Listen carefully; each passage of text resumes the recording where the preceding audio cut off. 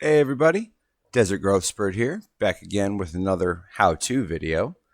Today we're going to be talking about nutrients and giving your plants the nutrients they need to thrive. So the basics of your nutrients, whether it's going to be a liquid form or a soil fertilizer, you're going to see three numbers on there, and that is going to be your NPK ratio. The NPK, N for nitrogen, P for phosphorus, and your K for potassium. Those are the three kind of basic needs of all plant life.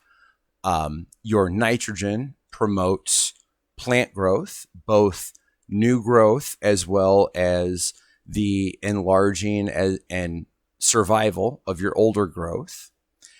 Your phosphorus, for argument's sake, is more your catalyst for your plant internally to be able to break down and transfer the nutrients that it is receiving. And K, your potassium, promotes flower growth. And as we all know, that is what we are after, is nice, healthy flower growth.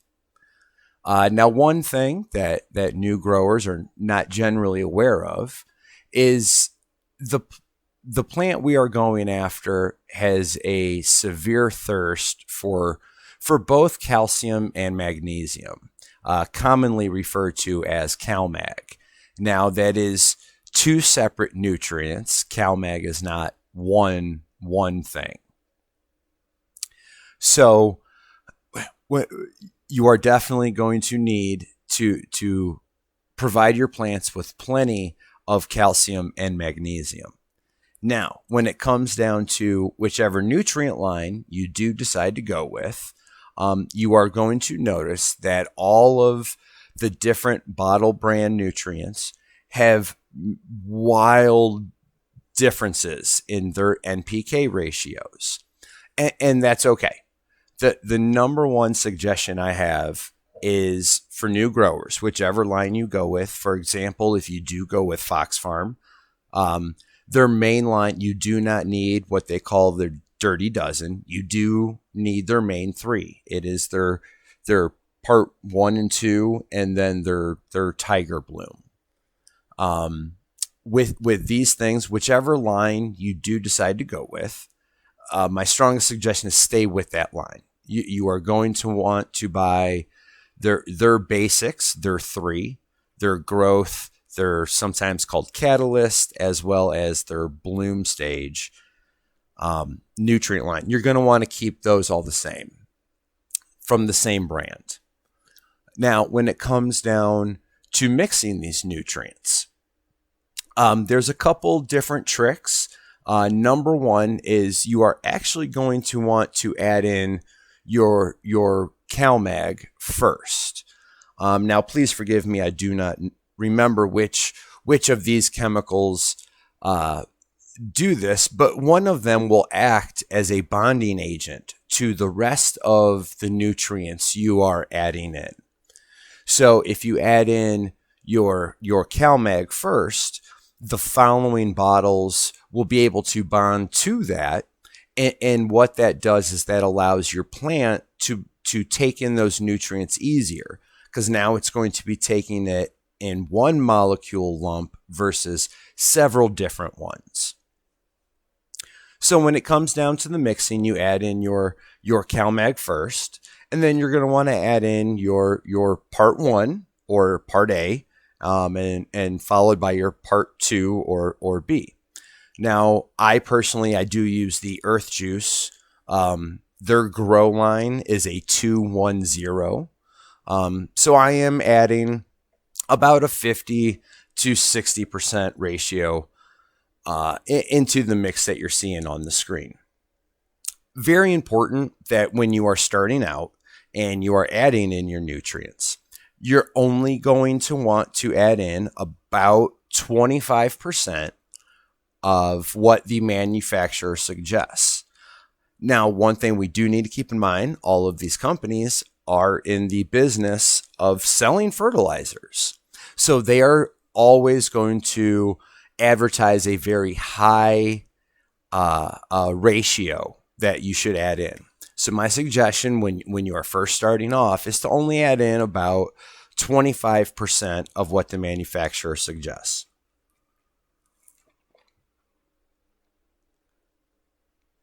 You can definitely go up from there. I would very rarely find myself giving them full doses based on manufacturer suggestions. Usually 75% is the most that I personally will go. But again, that is going to vary dramatically based on the line of nutrients that you do pick. So as you see, I am using a paddle mixer. However, I've for years have done this with just a slotted spoon. The number one thing to remember is the order you put these in. Again, you put in your calcium, magnesium first. You put in your part 1, 2, or A and B, however the company you pick says, and then followed by your bloom. Now, again, I'm using Earth Juice. They are a 0.32. Again, I'm about a 50, maybe 60% ratio. Again, when you start off, 25% until you can figure out what your plants are going to enjoy. You will know based off of, there will be signs. There will be signs of deficiencies as well as toxicities. Now, we're not going to be going over that in this video. I do recommend you go, the Tobacco University videos have a wonderful whole intro and explanation to how to recognize and treat all of the different deficiencies and toxicities. Again, however, for this, we are just going to be going over how to mix and add your nutrients. So after you add in your final, whether you are adding the bloom, early on in the vegetative stage, you are not going to need to add in any of your sugars. However, if you are running autoflowers and you are kind of nearing what could be the end of their vegetative stage, you're definitely going to want to introduce. That way they have it available to them whenever they do decide to go into the flowering stage. So as you see, I have all the nutrients mixed together. At this point, after you have all of your nutrients mixed, is when you are going to want to pH balance your water. Now, the golden rule is 5.5 to 6.5 on your pH.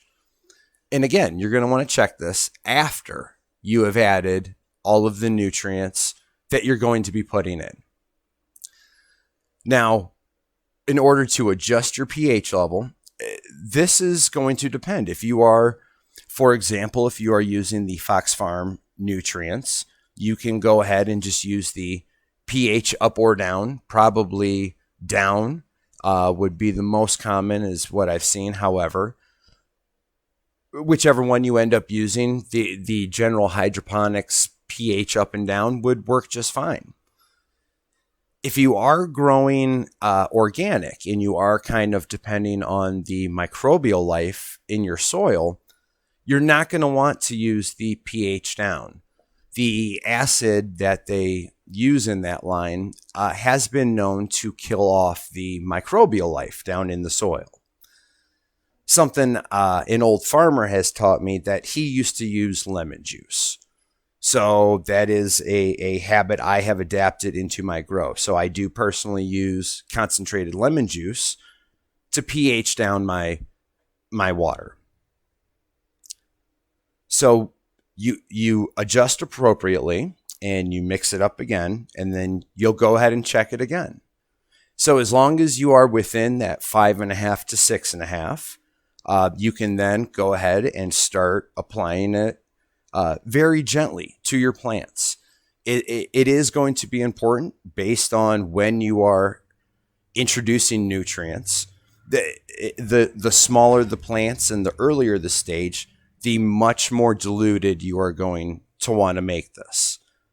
One way to make sure is that there is a ECM and a ppm and EC meter. They're about $20 on Amazon. And this will also allow you to dial in the actual parts per million. Now, this is a little more advanced. That is something we can definitely go into later down the road. But this will definitely allow you to understand exactly what is in your water as far as the concentrate of your water, because your plants can only take so much. So smaller stage, you'll definitely want to keep your feedings to a quarter dose pretty much always. And as they grow, you can definitely add more and adjust accordingly. A quick, easy way to know if you have overdone it is you will start to notice a little bit of burn on the tips of the leaves. That is, in general, a quick notice that you have some nutrient burn going on. Easy way to fix that would be to flush out your plants. That is it sounds a little scary. It's not that bad. It is literally just adding in clean water, double the container size. If you are currently in a 1 gallon container, you'll want to run 2 gallons of water through it.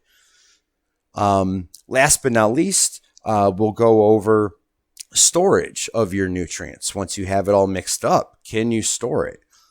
Yes and no is the, of course, answer to everything when it comes to these plants. If you are just using a standard watering can, you're not going to want to keep it in there for longer than 24 hours. If you are going to go ahead and use one of the pressurized sprayers, I have been told you can keep it in there for up to 72 hours. That because it does prevent a lot of stagnant air with airflow and bacteria growth and the whole 9 yards. So 3 days does in general kind of work for me.